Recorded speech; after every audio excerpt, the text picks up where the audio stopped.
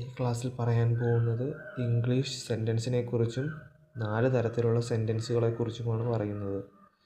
A group of words which make complete sense is called sentence. There are 4 types of sentence in English. Assertive sentence or declarative sentence. An assertive sentence is a statement. We study English.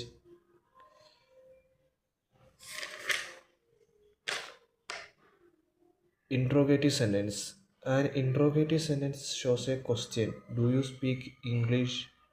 Imperative sentence. An imperative sentence shows a command, request, advice, suggestion, wish, or prayer. Please help me, don't repeat.